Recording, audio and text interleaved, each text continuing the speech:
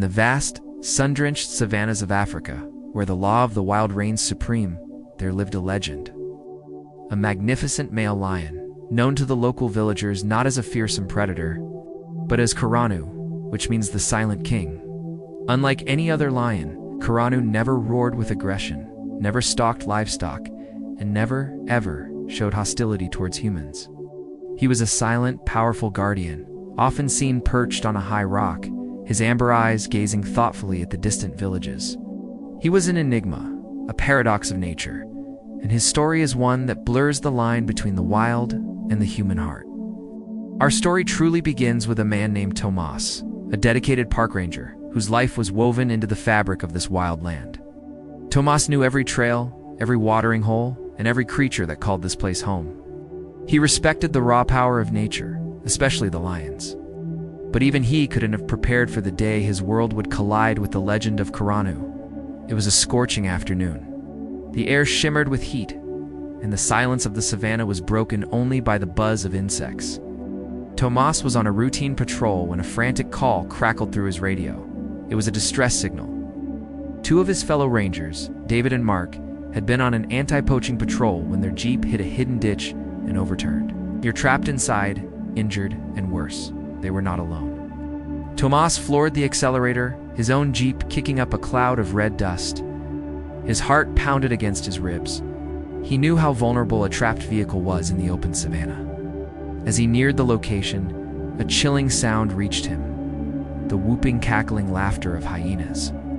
A large pack, emboldened by the scent of distress, was circling the overturned jeep, their movements growing bolder by the second. When Tomas arrived, the scene was worse than he had imagined. At least 20 hyenas were swarming the vehicle, snapping and clawing at the metal, trying to find a way in. Inside, he could see the pale, terrified faces of David and Mark. He grabbed his rifle, but he knew it was a desperate situation. Firing into a frantic pack like that was risky, and he was hopelessly outnumbered. Despair began to creep in. It felt like he was about to witness a tragedy he was powerless to prevent. And then, it happened. From the tall grass, a shadow emerged. It moved with a fluid grace and an immense silent power that commanded immediate attention. It was a lion, larger and more majestic than any Tomas had ever seen up close. His mane was a magnificent dark crown around a face etched with experience. It was Karanu, the silent king had arrived. The hyenas, caught in their frenzy, stopped dead. Their cackles died in their throats. Karanu didn't roar. He didn't charge. He simply walked forward, placing himself directly between the frenzied pack and the overturned jeep. He stood there, a living wall of muscle and courage, his presence alone a deafening declaration of authority. His gaze swept over the hyenas, a look of calm, unwavering dominance.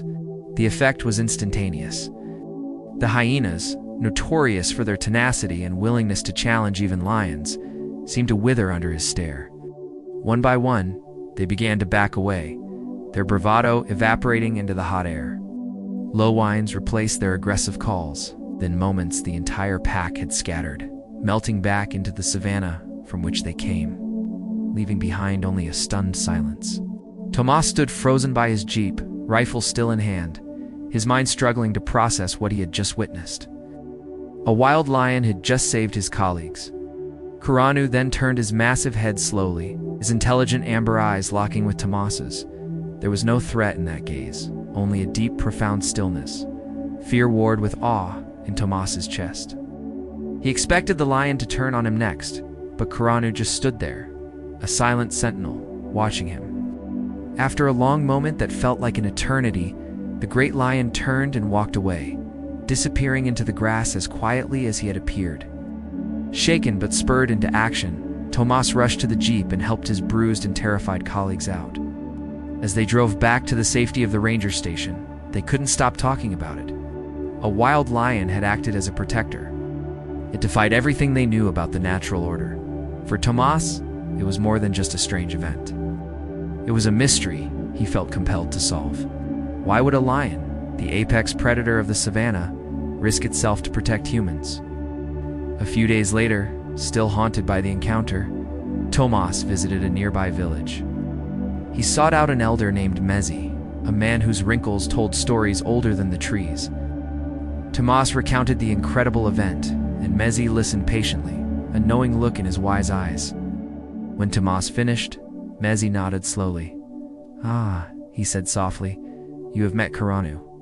His story is one of great sadness and great loyalty." Amesy then told a story from years ago. Karanu was not born in the wild. As a small orphaned cub, he was found near death and rescued by a kind, solitary man who lived on the edge of the reserve. This man had been a former ranger himself, one who understood animals not as trophies, but as fellow inhabitants of the earth. He raised the cub not as a pet, but with respect for its wild nature.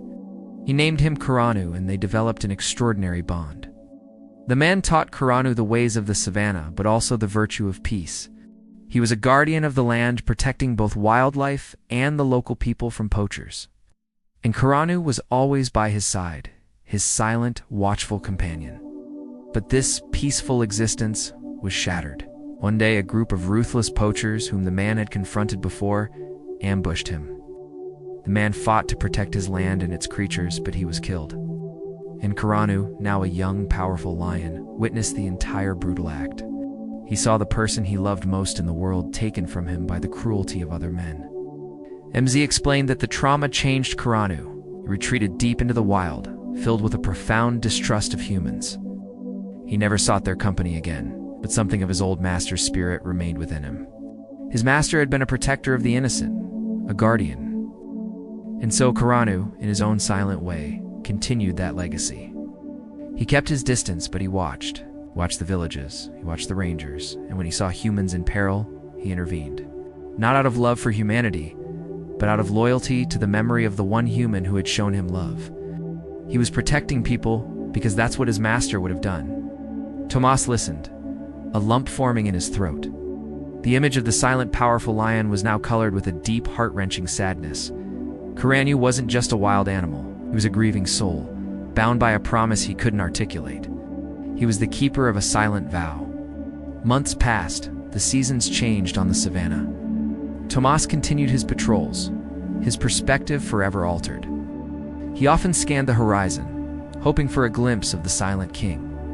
Then, one evening, as the sun bled orange and purple across the sky, he saw him. Karanu was sitting on his favorite rocky outcrop, a majestic silhouette against the setting sun. Tomas stopped his jeep a respectful distance away, got out, not with a rifle, but with an open heart.